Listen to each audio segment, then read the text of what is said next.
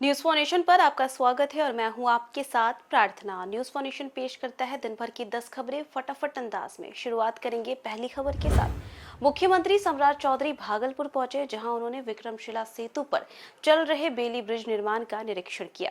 इस दौरान उन्होंने जिले में चल रही विकास योजनाओं की प्रगति की समीक्षा की और श्रावणी मेले की तैयारियों को लेकर के अधिकारियों को जरूरी निर्देश दिए।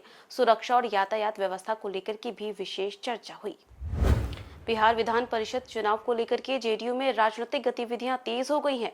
पूर्व मुख्यमंत्री नीतीश कुमार अचानक कार्यकारी राष्ट्रीय अध्यक्ष संजय झा के आवास पहुंचे और इस दौरान संगठनात्मक रणनीति, उम्मीदवार चयन और आगामी चुनाव तैयारियों को लेकर के अहम चर्चा हुई।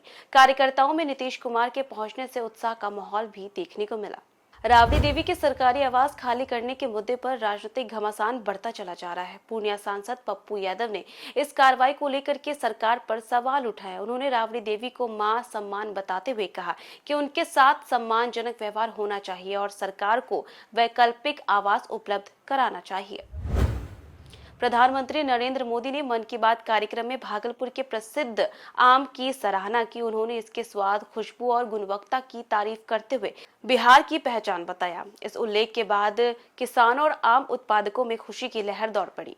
पटना सिटी के दीदारगंज घाट पर गंगा स्नान के दौरान बड़ा हादसा हो गया। स्नान करने आए 3 किशोर अचानक गहरे पानी में चले गए और डूबने लगे। घटना के बाद घाट पर अफरा तफरी और चीख पुकार मच गई। स्थानीय लोगों और प्रशासन द्वारा बचाव कार्य शुरू किया गया।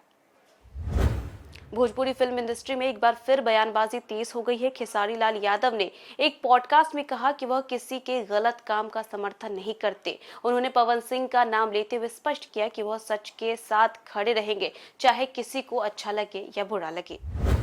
सरकारी बंगला खाली कराने को लेकर के आरजेडी नेताओं का सरकार पर हमला जारी है। पूर्व मंत्री कार्तिक कुमार ने कहा है कि यह कार्रवाई राजनीतिक से प्रेरित है। उन्होंने मांग की है कि यदि किसी मंत्री को आवास देना है तो वैकल्पिक व्यवस्था की जाए, न कि विपक्ष नेताओं को परेशान किया जाए। रोहिणी आचार्य ने सोशल मीडिया प्लेटफॉर्म एक्स पर तीखी प्रतिक्रिया देते हुए सरकार को चुनौती दी है। उन्होंने लिखा है कि यदि हिम्मत है तो जबरन बंगला खाली करा करके दिखाया जाए। साथ ही उन्होंने आरोप लगाया है कि सरकार जनता के असली मुद्दों से ध्यान भटकाने के लिए ऐसी कार्रवाई कर रही है। केंद्रीय मंत्री गिरिराज सिंह ने राबड़ी आवास विवाद पर प्रतिक्रिया देते हुए कहा है कि हर किसी को कानून का पालन करना होगा। उन्होंने स्पष्ट किया कि यदि नियमों का उल्लंघन होता है तो सरकार अपना कानूनी एक्शन लेगी, चाहे कोई भी व्यक्ति क्यों ना हो।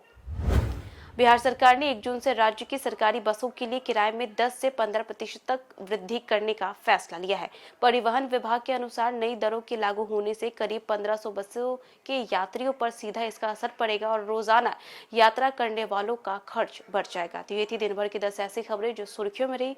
फिलहाल के लिए बस इतना ही। न्यूज फॉर नेशन पे खबरों का सिलसिला लगातार जारी रहेगा। तब तक के लिए नमस्कार।